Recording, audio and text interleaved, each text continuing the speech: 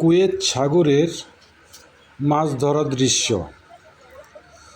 যে পরিমাণ মাছ কুয়েত সাগরে পাওয়া যায় ঝাঁকি জাল দিয়ে, দেখলে আশ্চর্য হয়ে যাবেন। আপনারা দেখতেই পাচ্ছেন এক এক খেয়ে কী পরিমাণ মাছ উঠতেছে। এরকম যদি বাংলাদেশে থাকতো তাহলে জেলেরা ধনী হয়ে যেত। দেখেন কী পরিমাণ মাছ কুয়েত সাগর থেকে ধরা হচ্ছে।